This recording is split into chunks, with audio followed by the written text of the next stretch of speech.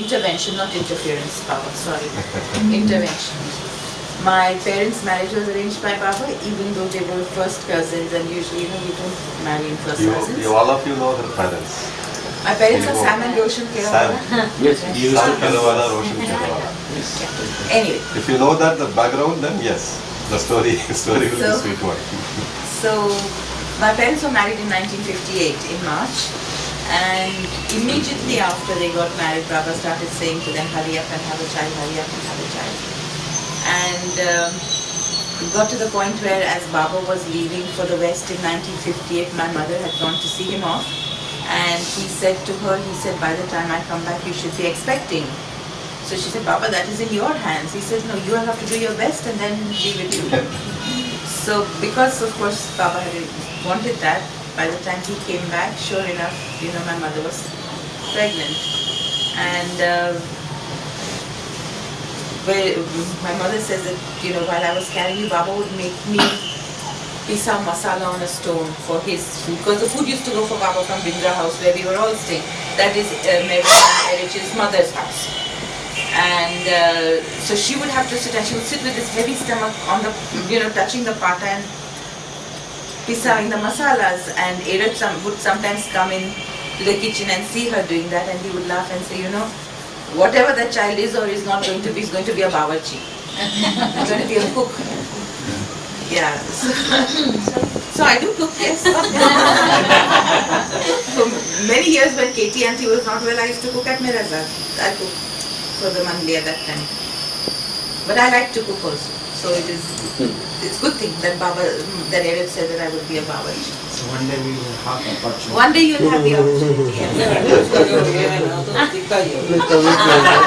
How you are like this when you're not even cooking, that I don't understand.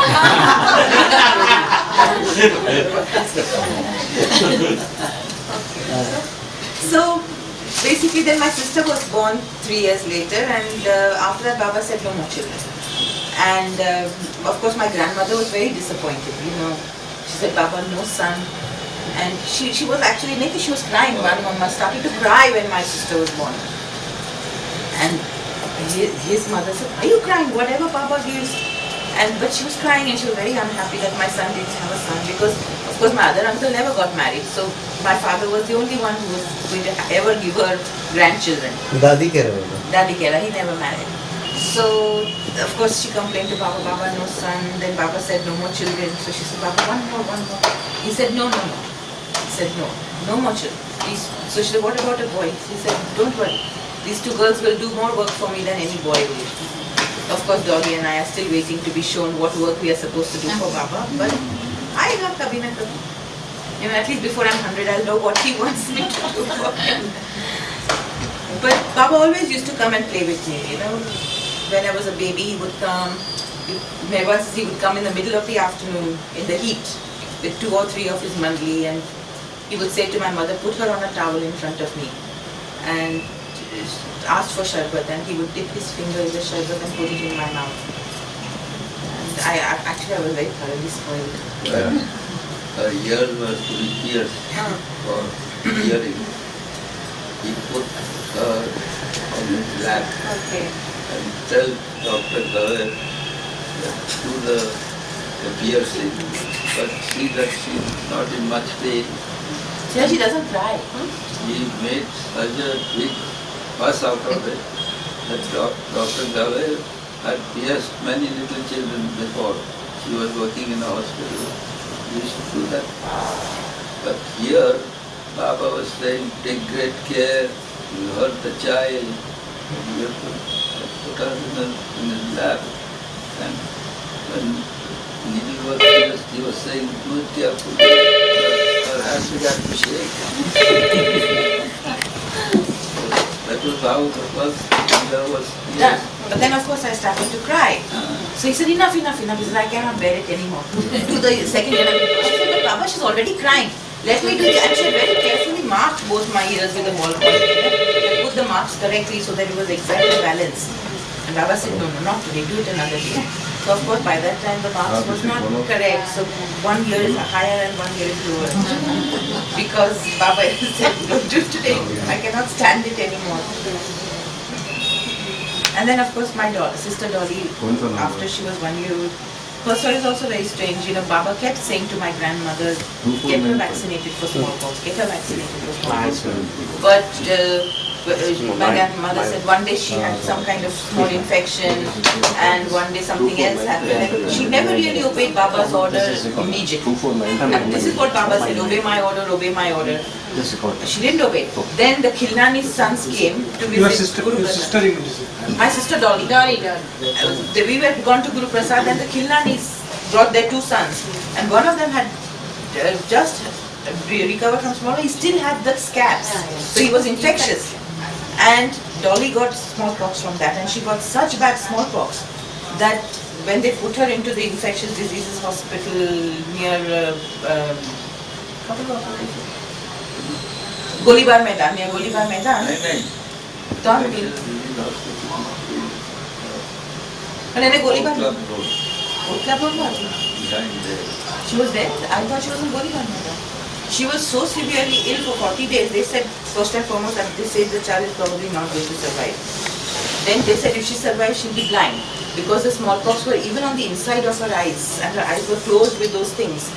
And they took pictures of her to make posters to show how bad smallpox can be. And Dolly had been named after, I had been named by Baba after Mehera, and she had been named Daulat after Mehera's mother. So she was very precious to Mehera. And Mehera would pray to Baba every day, Baba, please take care of her, don't let her die. So Baba had Kekobad Dastur in Meherabad do take the repetition of his name for her, so that she would get well. And the doctors said she'll never get well, but she got well. And not only she got well, her eyes were fine. In fact, she only recently, much later than I did, she got reading glasses. Until that time, nothing. The only order that Baba gave her after the smallpox was not to eat fish for 3 years. That was the only thing he said, don't give her fish for 3 years.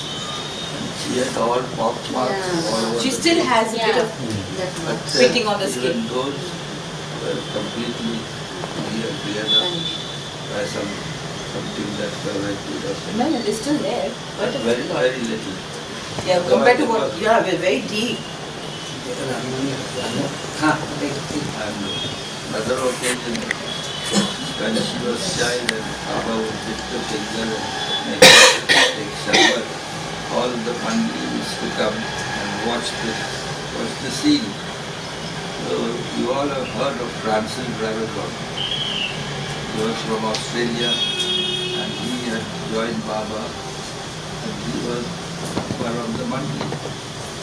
So he was standing there and there was Baba's mandi Rano Giri. They all were there. So Francis says to Rano, what a lucky baby. You know, Australian They cannot pronounce say baby. baby. What a lucky baby. Rano, why don't you die? And then you can become a child, come as a child. So Rano said, why don't you die? You can come and They had a lot of rivalry because one was a poet and the other was an artist. And there was always that rivalry between them, creative rivalry, you know, for Baba's attention. So, that was how the atmosphere with Baba was. He was very human. He was so much more human that he sometimes forgot his godhood. He would remind us, remember I'm God, don't forget that. He was just like us, very human, very approachable and very loving. In his presence you felt the love that flowed from him. There was no question about it. and as children, of course, we prayed to him. So, I learned to say the prayers when I was 2 years old. Only because Baba promised me sweets if I said the prayers. But even though we said the prayers and everything to Baba, as a child, I never thought of him as God, you know, like the Christians have a God who sits on a cross like that. I never thought of Baba like that.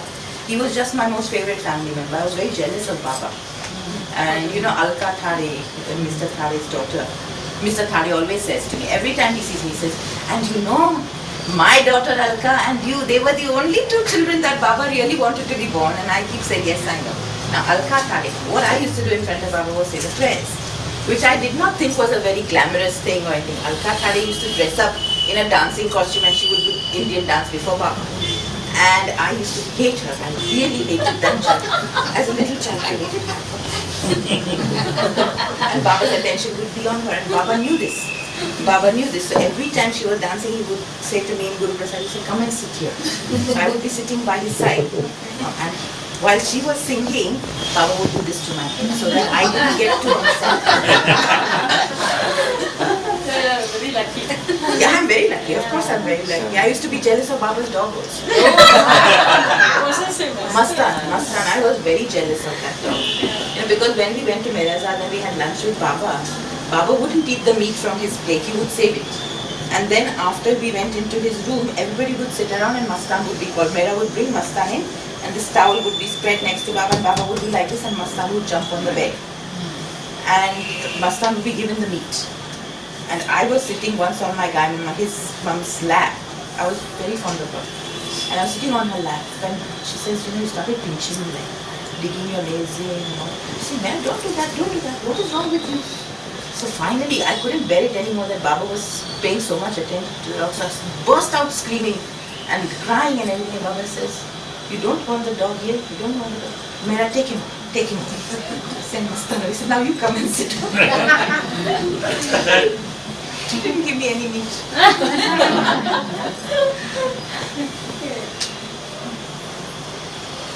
Okay. We should do the prayers.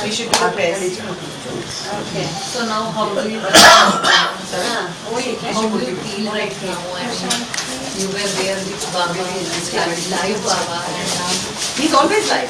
In fact, when he dropped his body, I realized what they were talking about when they said he's God, because I didn't miss him. You know, he suddenly became ever more present for me as a almost 10-year-old child. I thought, my God, this is what they're talking about when they say he's God. So I don't feel he's gone anywhere at all. Means you feel his existence. Feel his presence. Sorry? His existence with you. I feel his presence, yes. I walk and I talk with the king. Absolutely.